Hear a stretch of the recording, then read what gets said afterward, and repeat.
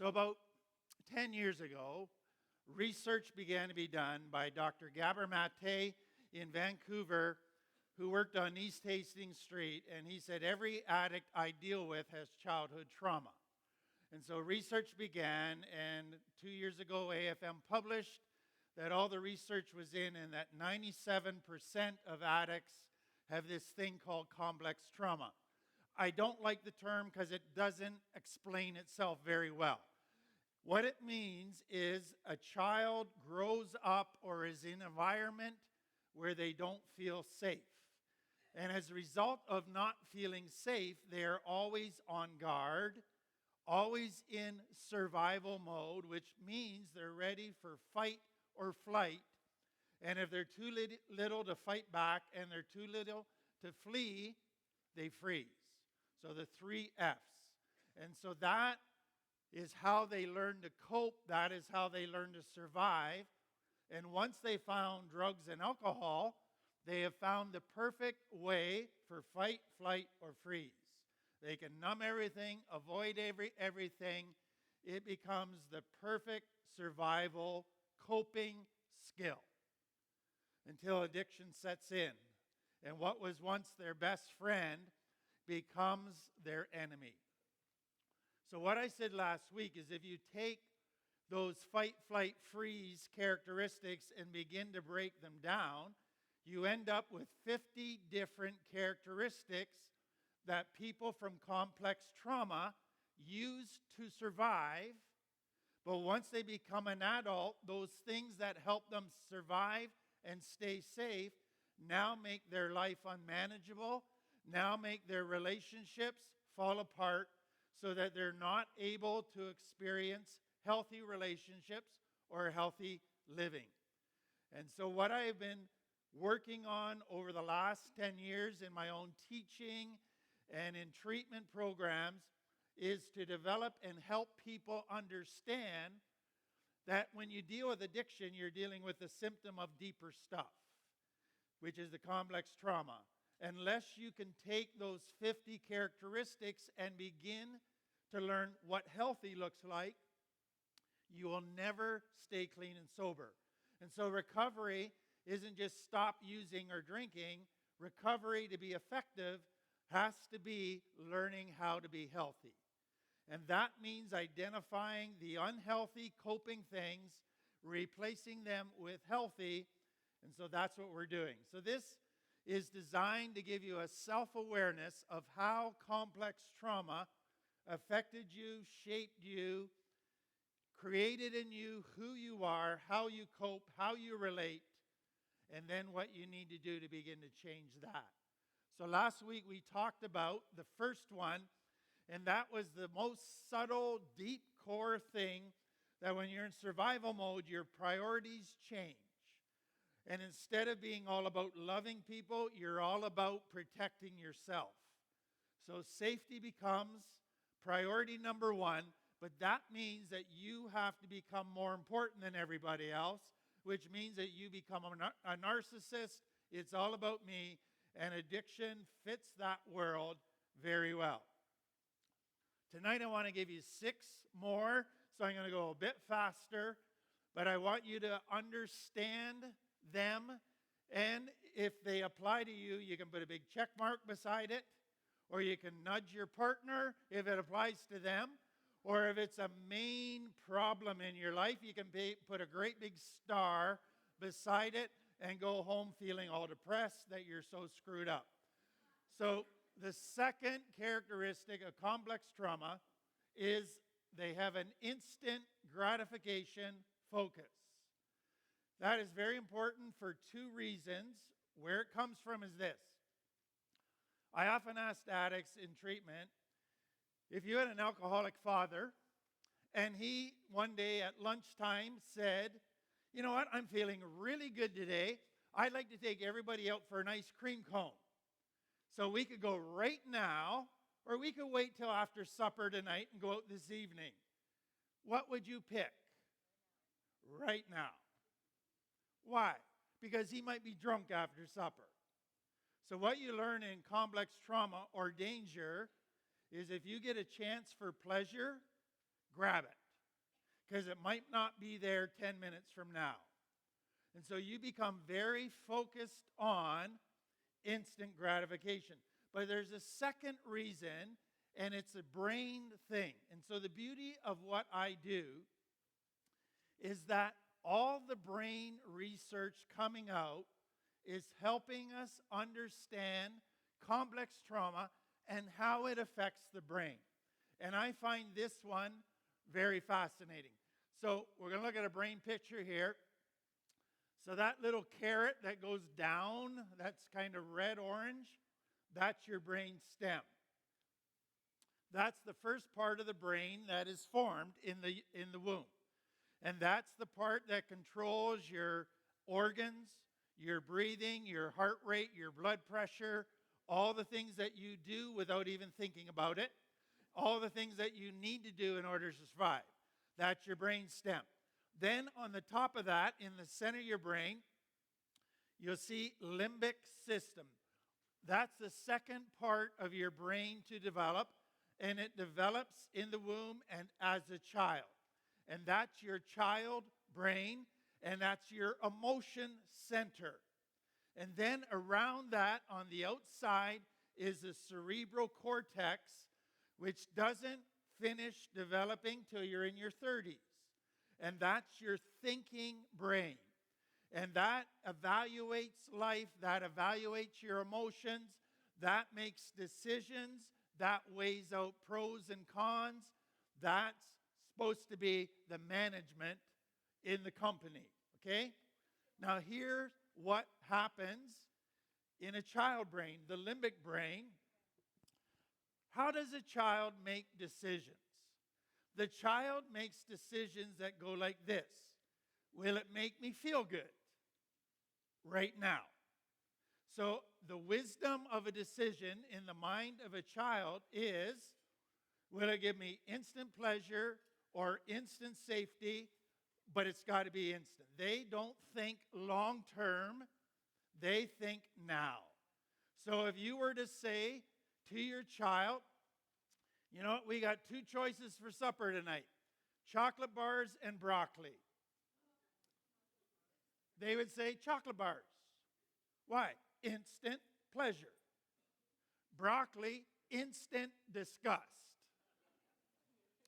Now, a parent is supposed to have a good cerebral cortex, and the cerebral cortex thinks and makes decisions based on long-term consequences. They see the big picture. That's your cerebral cortex. And so it says, if I have chocolate bars now, it'll give me instant pleasure, but I could be a diabetic in 20 years. Long-term consequences. So chocolate bars is not a wise decision. A wise decision is broccoli. And so guess what the family is supposed to be? A limbic brain child saying, I want a chocolate bar. A parent saying, no, in 20 years you'll thank me that I made you eat broccoli. And you're mad at your parents, and I'm never going to thank you, and you're so mean, blah, blah, blah. But they went out. And then 20 years later, you thank them. And you go, wow, were you ever smart back then? Because they use the cerebral cortex, okay? Now, what part of the brain does complex trauma stimulate? Fear. Fear is the limbic part of the brain. And so what is the priority in the limbic part of the brain? Instant safety. And so what happens in complex trauma is you're living in danger all the time. So your limbic is being stimulated all the time. And you are living out of a child brain that is determined or makes decisions based on instant pleasure or instant safety. That's how you evaluate life. Your body is getting older. Your brain is staying in the child part. And your cerebral cortex, your thinking brain, is not developing. Guess what is one of the hardest parts of recovery? Is beginning to work out of your cerebral cortex. Beginning to develop your cerebral cortex. beginning to have your cerebral cortex respond to your limbic brain when it gets fired up and it says, I want this now. And so you're all stressed out and your brain is in fear mode because you're going, this is too much for me. And your limbic brain says, I need to take a break from my stress. What's the limbic brain thinking about? Short term, instant gratification, instant relief. What's supposed to happen at that point in time is your cerebral cortex is supposed to come online and say, listen, limbic brain, let's play that tape out to the end. Your idea might give you instant pleasure, but it's got long-term, painful consequences. And so if you're an addict in recovery, what you realize is a lot of recovery is your limbic brain having a fight with your cerebral cortex. Sadly, for many people, the limbic brain trumps the cerebral cortex. It is so powerful. Now, there's one other piece here. When fear gets triggered, and we're going to talk about this more next week, the brain secretes a chemical in the brain called cortisol. And cortisol gives you the energy for fight or flight. It stimulates your adrenal gland, and now you got adrenaline pumping. But when cortisol is released in the brain, it does something very important for survival. It is saying, we're in danger here. We have to go into fight-flight mode. We don't have time to think. So cortisol shuts down your cerebral cortex. And it says, don't think too long about this. Get out of here. Complex trauma messes that all up. Because now it wants to go into fight, flight, and not think. And so recovery is this.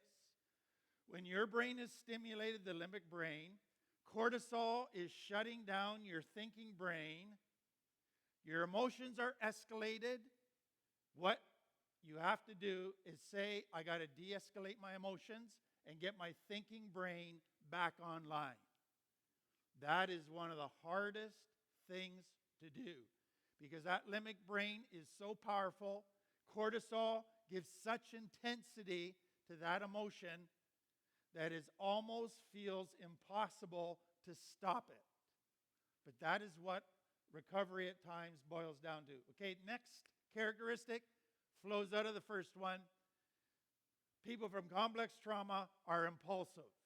That means they act before they think. So you get an impulse and you say, let's just do it. Don't think about it. Let's operate without thinking. So that ties in with the previous one. Fourth one, emotional stuffers. Let me explain how this develops, what we do, the consequences of it, and it goes like this. If you grew up in complex trauma, you experienced a lot of pain and a lot of scary stuff, fear. And so you would cry, you would show fear, you would show anxiety. And usually what would happen is you get punished for that, or you get made fun of, laughed at, told you were a suck, a weakling. And so what you realize is there's certain emotions that you now consider weak emotions because they make you vulnerable to being punished, shamed, made fun of, all of that. And so what happens in you is you say this to yourself. Showing those emotions never leads to anything good. It only leads to pain, only leads to bad.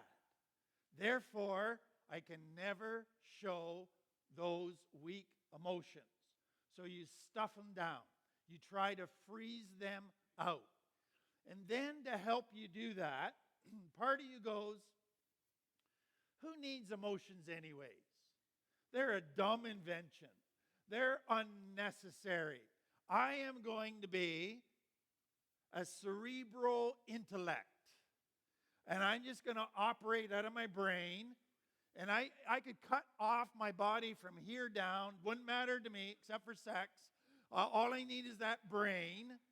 And that's the important part. Emotions are dumb, stupid. Okay, many of you have gone there. Then another thing that children do is this. The more I care about something, the more it hurts when I lose it or when it's in danger. And that's when I cry. That's when I get afraid. So, the way to not experience those weak emotions is don't care about anything. Just develop an attitude of indifference to everything where you walk around going, whatever, nothing bothers me, and you try to shut down any type of feeling at all.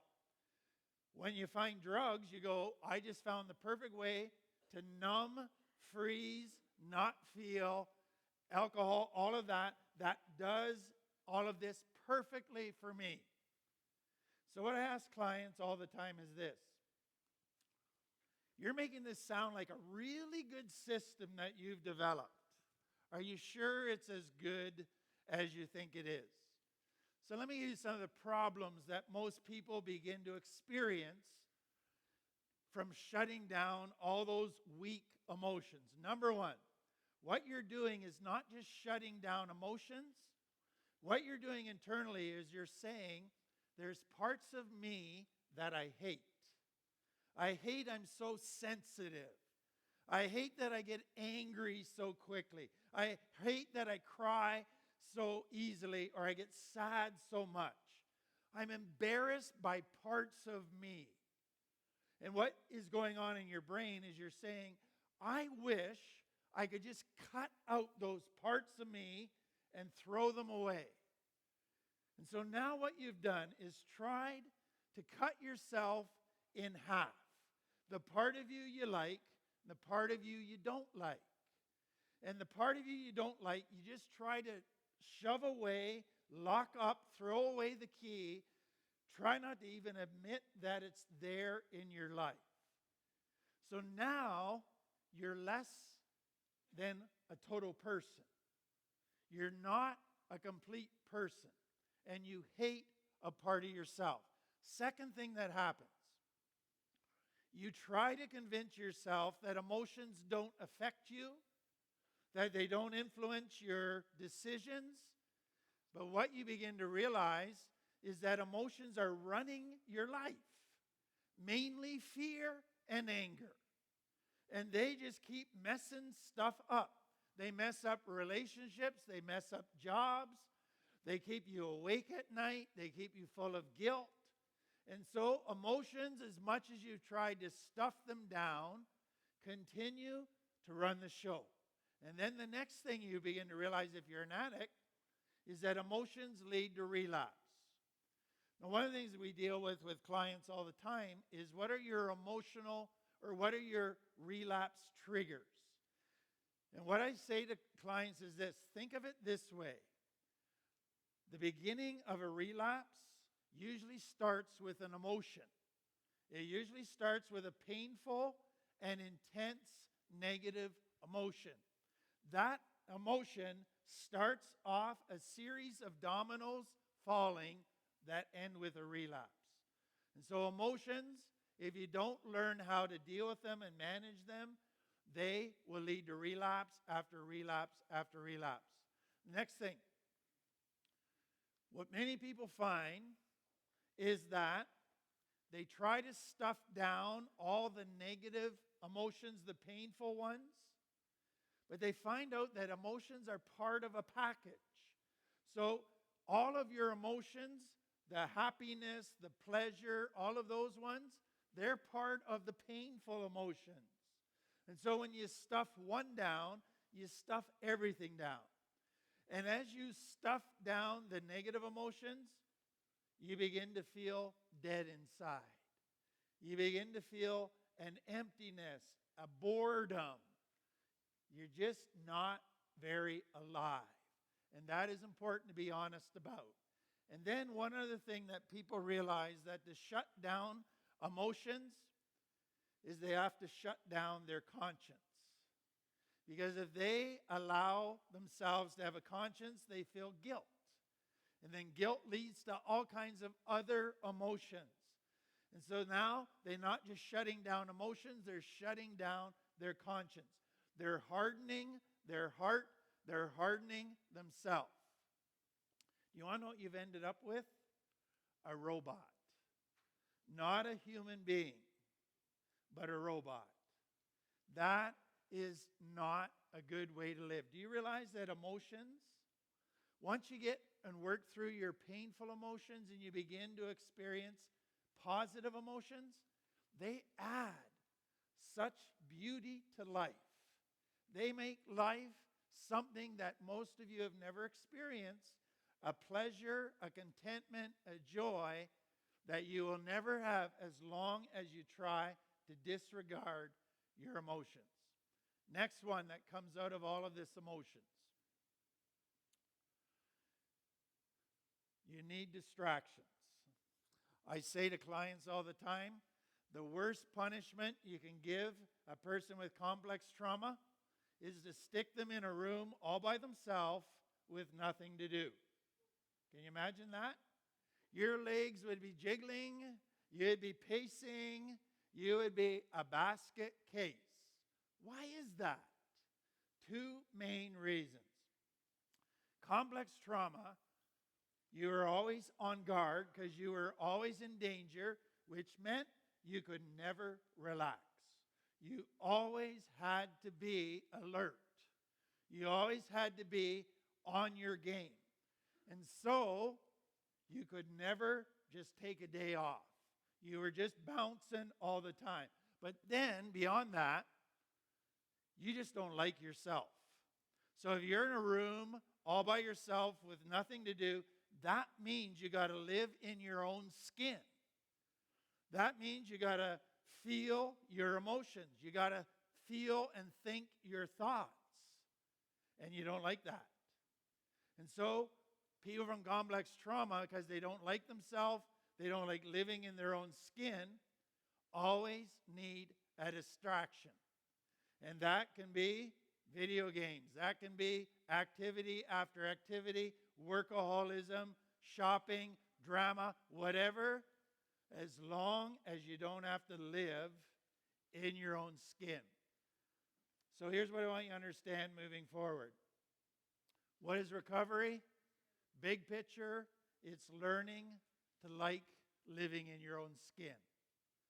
And that is a journey. It doesn't happen overnight, but that is what we're working towards. And we'll get more about that in the weeks ahead. The next thing, addicted to chaos and drama.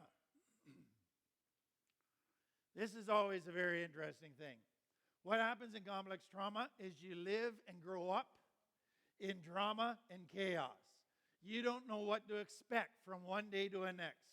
You don't know what kind of mood dad will be in when he gets home from work. You don't know what kind of mood mom will be in. You don't know if it'll hit the fan or what. There's just drama. Part of you hates drama, but part of you needs drama to feel normal. And that's the challenge in recovery. But let me develop that a little bit further. I ask people all the time, what are your greatest relapse triggers?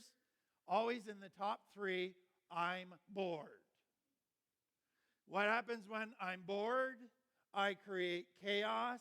And what's part of creating chaos? Relapse. But why do we feel bored? Let me give you 2 things. Things that people would classify as being bored are these. Number 1, if you have spent your life stuffing your emotions, you just don't feel. And when you don't feel, that feels boring. That feels empty. And so instead of saying, I'm bored because I have stuffed my emotions all my life, you say, I'm bored because I don't have enough drama, which is a lie. But that's how your brain has been working. Secondly, what happens when you get in recovery and you get your job back, you get your kids back, you get money back, and your relationships are going smoothly? You go, I'm bored. It's going too smoothly. It feels boring. And your brain, and this happens at a subconscious level, your brain goes, I need some drama to spice things up around here. So let's have a fight. Let's sabotage our recovery. Let's go and do risky behavior. Let's relapse.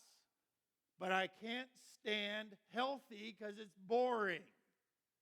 And that is a danger that everybody in recovery will face at some time, where they think a good, normal, healthy life is boring because it's not the normal they grew up with. And so you have to retrain your brain to understand what normal is, and that the good stuff comes as you stick at it. Now, here's a little graph I put together. So I want you to think of it in terms of being in a relationship. You could think of it in terms of recovery as well. But at the very left, you're in a relationship, things are going smoothly, but you feel bored. Okay? Now, in your brain, what has made you feel in love? For most people from complex trauma, they feel in love when they have intense feelings. And they got to be really intense. So what the brain says when the relationship's going well is something's wrong in this relationship. I don't feel in love right now. I need to get some intense feelings back. But how does the brain figure out how to get those intense feelings back? First, it's got to go down to chaos. Let's create a crisis. Let's create everything's falling apart. Let's have a big fight. And then we'll make up. And then we'll go to intense feelings. Whew, that's what I was aiming at. I just had to go through chaos and crisis to get to the intense feelings of love again. But then you go on, and then you get bored again. Now here's where it starts to change. The next time to get to the intense feelings, it's got to get a little deeper dark. It's got to get a little deeper crisis. And then you go back up. And then it starts to feel boring, and now you got to go to an even deeper crisis. And so what you see is your relationship is starting to go from one extreme to the other. And the extremes are getting worse and worse. That's complex trauma chasing, feeling intense feelings and not feeling bored. Problem is, over time, you begin to spend more time in crisis because it's all breaking down. It's all falling apart. And your attempts at creating crisis to get to a high just stop working. So what you have to figure out in recovery is, what does healthy love look like? Healthy love is not creating a crisis so I get intense. It is gradually building trust, safety, intimacy, respect, sharing, openness. And as you share that, you don't have that intense stuff necessarily, but a deep joy settles in. A deep connection settles in. And you begin to understand gradually that is much more satisfying than the old graph of crisis, intense, crisis, intense. Final one. Escape through fantasy. So what can happen if you have mainly negative emotions and painful emotions? Your brain says, I don't want to live here. This is too difficult. Oh, sorry, I'm losing my mic. This is too difficult to live in. And so what the brain can do is say, we got to check out. Whenever the pain gets too bad, we're going to check out into a fantasy world. And so what can happen is all kinds of different things. Some kids in extreme pain, they can check out of their own body, and they can, if they're being sexually abused, They can be like they're on the ceiling looking down on somebody else being sexually abused. Or they can check out to a beach in Bahamas and just have a sunny day on the beach and be totally oblivious to what is happening to their body. Others, it might not be as severe, so they'll have pain, but they can't wait to get to their bedroom. And they're going to create their own little fantasy world where everybody loves everybody. And they play dolls. They do all those things to create a safe, loving world. It's not real, but it's an escape. It takes them out of the pain. And then others, as they get older, they escape into watching. Well, when I was little, you watched the Leave It to Beaver, then it was the Cosbys, the Huxtables, and all of those things. I don't know what they watch now, but it was the perfect little family. And you watched that and you said, oh, I wish my family could be like that. And you escaped into that. And then you found novels and you escaped into that. And you can be walking down the street and you can be off in a fantasy world, out of touch with reality. So complex trauma, what I hope you're seeing is the brain is saying, let's stop living in the present. It's too painful. Let's live in the future, in fantasy, or in the past, but not in the present. So recovery is figuring out how to come out of my fantasy, live in the present, and deal with it. And that is a journey too. So I've covered 6 things tonight.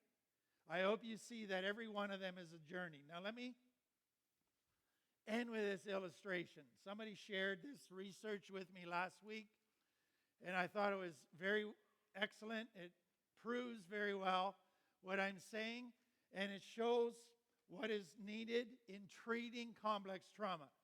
So the research, if you haven't been familiar with it, if you look at addiction treatment programs in Winnipeg, they're either 28 days or 2 months. They began to ask, how long does it take a person with complex trauma to totally relearn all these new ways of coping? 6 months to 10 years is what they found out. Here's the research. You got to imagine yourself driving a car. So if you want to turn left, your hand's at the top of the steering wheel. You pull your hand towards the left, right? If you want to turn right, you pull your hand toward the right. Okay, you understand that? You've practiced that since you were 15 years old. Let's say I come to you and I say, okay, now when you're driving, if you want to turn right, you got to pull the steering wheel left. And if you want to turn left, you got to pull the steering wheel right.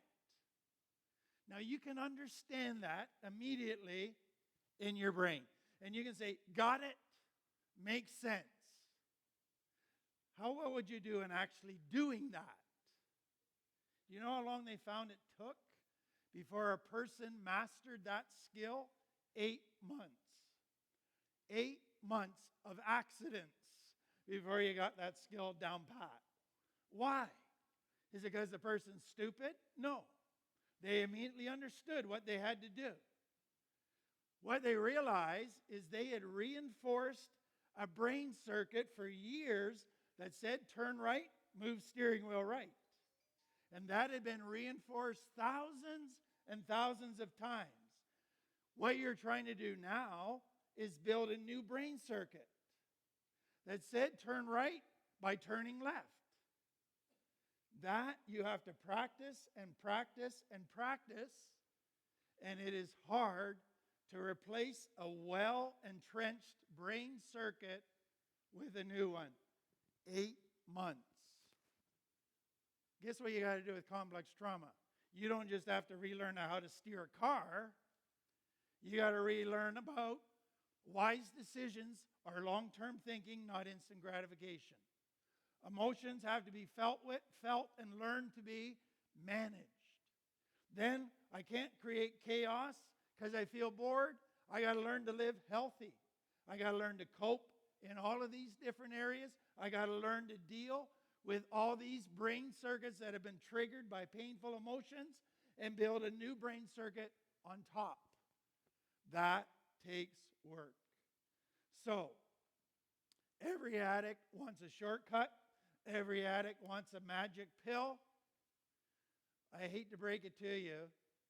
Recovery from complex trauma is hard work, and it takes time, and it takes tons of practice.